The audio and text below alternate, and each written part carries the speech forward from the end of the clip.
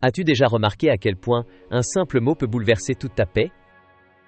Un regard, un silence, une phrase qui tourne en boucle, et tu restes là, des heures plus tard, à essayer de comprendre pourquoi ça te fait aussi mal.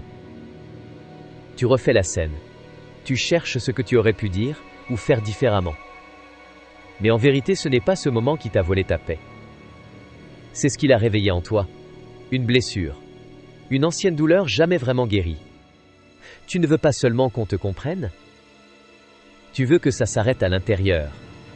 Tu veux le silence, la paix. Pas celle qu'on obtient quand tout va bien, mais celle qui reste, même quand tout va mal. La paix de Dieu, celle qui dépasse l'intelligence. Pas une paix qu'on construit soi-même, mais une paix qu'on reçoit, dans le calme, dans la confiance. Et cette paix commence toujours quand tu arrêtes de te battre contre ce qui t'habite. La colère ne tombe jamais du ciel. Elle naît d'un lieu profond, une peur, un rejet, un souvenir. Parfois elle explose, parfois elle s'enferme dans le silence. Mais elle te vole la paix. Elle t'empêche d'aimer, d'avancer, de respirer. Et tu crois que c'est l'autre qui te fait du mal? Mais parfois, c'est toi qui entretiens l'incendie. Tu revis les blessures, tu les alimentes, tu les crois. Et chaque jour, tu portes une guerre que Dieu voudrait désarmer. Tu crois que répondre fort, c'est être fort. Mais la vraie force, c'est la maîtrise. C'est la paix au milieu du feu. Jésus aurait pu répondre aux insultes. Il aurait pu se défendre, mais il a choisi le silence. Il n'était pas faible. Il était sûr de son identité. Il n'avait rien à prouver. Et toi non plus. Ta valeur ne dépend pas de ta réaction. Elle dépend de celui qui t'a appelé. Ce n'est pas ce qu'ils t'ont dit qui t'a brisé. C'est ce que tu as fini par croire. Tu n'es pas assez. Tu ne mérites pas. Mais Dieu ne te parle jamais comme ça. Il ne t'appelle pas selon ta blessure. Il t'appelle par ton nom. Il dit, tu es à moi. Tu es aimé, racheté, pardonné. Et si tu acceptes cette vérité, plus rien ne pourra t'arracher à la paix.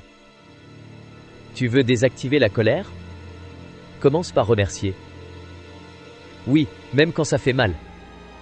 La gratitude ne nie pas la douleur. Elle choisit de regarder ce que Dieu a déjà fait. Et quand tu remercies, ton âme commence à respirer. Tu te rappelles que tu n'es pas seul. Tu te rappelles que tu es déjà passé par pire. Et que Dieu t'a toujours relevé. Aimer ne veut pas dire tout tolérer. Jésus lui-même prenait du recul. Il se retirait pour prier. Pour garder son cœur. Et toi aussi, tu peux poser des limites. Tu as le droit de dire non. Non à ce qui te détruit, non à ce qui te vole la paix. Proverbe 4h23 dit, garde ton cœur plus que tout. Parce que tout part de là. Et quand ton cœur est protégé, ta paix devient solide. Tu n'es pas condamné à réagir toujours pareil.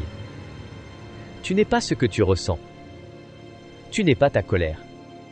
Elle a peut-être été ton réflexe, mais elle ne sera plus ton identité. Aujourd'hui, Dieu t'invite à choisir autre chose. La paix. Le silence. Le pardon. Ce ne sont pas de belles idées. Ce sont des armes spirituelles, des réponses célestes à un monde bruyant, en colère, en quête de vengeance. Alors aujourd'hui, choisis la paix au lieu du chaos. Choisis le silence au lieu du bruit. Choisis le pardon au lieu du poison. Et tu verras. Ce que tu croyais être une faiblesse était en réalité ta plus grande victoire. Et à chaque fois que tu choisis cette voie, tu brises une chaîne, tu guéris une partie de ton âme.